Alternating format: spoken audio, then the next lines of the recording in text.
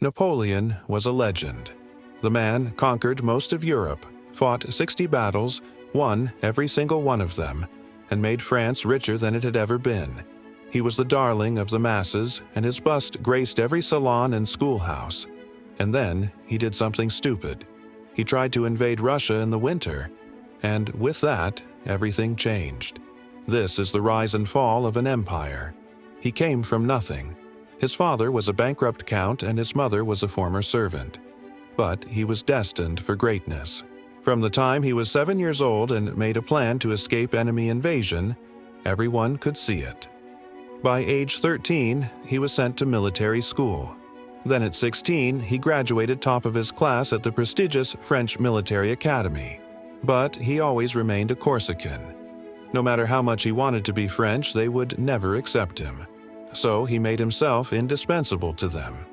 In the French Revolution, he seized artillery and deployed it against counter-revolutionaries. He saved France from invaders, from internal discord. And with each success, he gathered more power around him.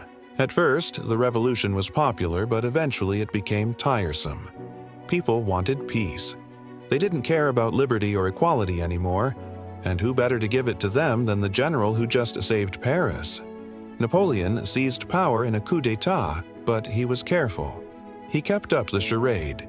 He crowned himself emperor, but only after being named first consul by a vote of the people.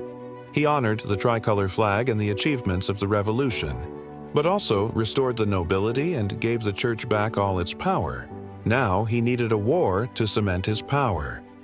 And there were two options: Great Britain or the collapsing Holy Roman Empire. Napoleon picked the latter. With speed and efficiency, he conquered northern Italy, bringing it under French rule. Next, he turned his attention to Austria, which resulted in the Battle of Karansebes.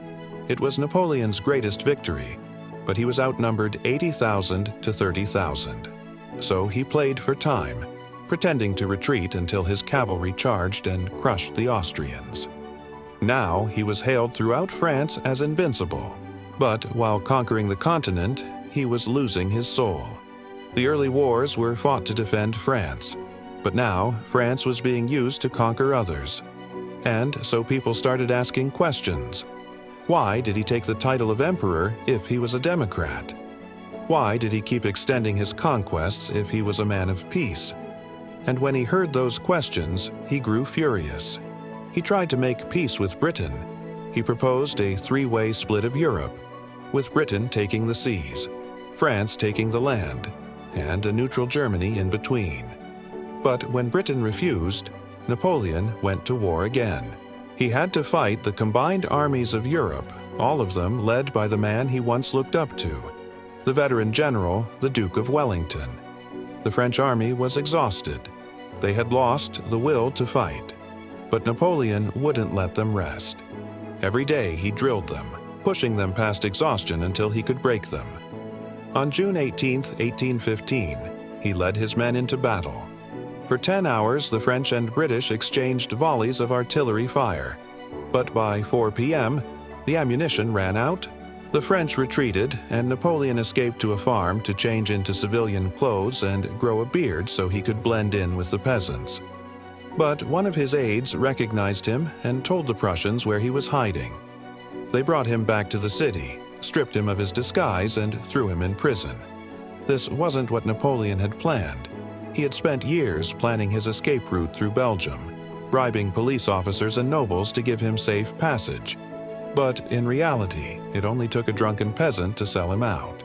That's how he fell. A drunk peasant recognized the greatest man in Europe. To say Napoleon was a genius is quite a stretch. Even if you consider his military tactics and legislative achievements, they were simply the product of hard work. But to call him a hard worker doesn't seem right either. In fact, no one really knows who Napoleon was. There are thousands of portraits of him, but none of them capture his features because most of the artists couldn't even get a good look at him. Napoleon was elusive like smoke. He disappeared behind his uniform, behind the cheers of the crowd, behind the myth-making of the centuries. His childhood home still stands in Corsica today, but it's dilapidated. The locals say he wasn't born there. That's just a story they tell tourists. If anything, the house embodies Napoleon's legacy, grand from afar, but up close, well, nobody really knows. Some historians believe he was born in poverty, but that's not true. We know his parents owned a small estate with several servants. Other historians believe he was born with a silver spoon, the darling of the aristocracy. But that's not true either. We know his family had to move from Corsica to Paris so Napoleon could attend military school. Some historians believe he was short, but that's not true. Everyone who met him agrees that he was tall as 5 other men. Others say he was ugly. Once again, that's not true. Every portrait shows a handsome man with piercing eyes. But maybe it's precisely this discrepancy, the mismatch between the stories and the evidence, that allowed him to become larger than life. Maybe we can all agree that Napoleon was both poor and rich, short and tall, weak and invincible, depending on the story. Maybe Napoleon wasn't a man at all, but a collection of contradictions, a Rorschach test projected onto a blank slate. The ambiguity made him perfect. Napoleon was whatever you wanted him to be. After the war, they exiled him to a remote island in the Indian Ocean, the same island where the British had exiled the last governor for mismanaging the colony. But Napoleon didn't mind. In fact, he loved it. Loved. He rode horses along the beach, swam in the ocean, and celebrated Mass with the locals. He built himself a beautiful house with a view of the ocean and filled it with books and art. And then he wrote his memoirs. He wrote about his childhood in Corsica, about his victories and defeats in war, about the changes he implemented in France, about his hopes and dreams for the future. And then he wrote about his thoughts, his regrets, his philosophies, his obsessions. It was the story of a lifetime, written by the greatest man alive. But no one cared.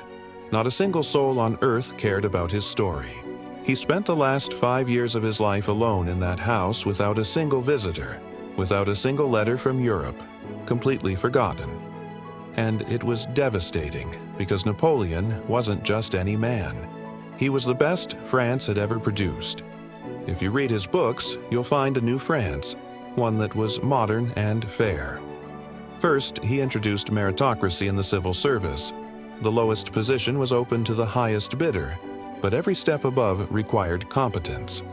Second, he instituted a system of public education across the country.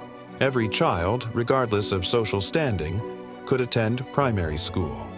From there, the brightest minds could progress to secondary school and eventually university. Third, he standardized weights, measures, and time across France. Before Napoleon, each province had its own ruler, its own currency, its own way of measuring things. Napoleon centralized the country and made it easier to do business. Fourth, he reorganized the tax system, which increased revenues by 10 times. Fifth, he issued the Napoleonic Code, which standardized laws across France and granted citizenship to all men regardless of religion. And sixth, he created the Bank of France.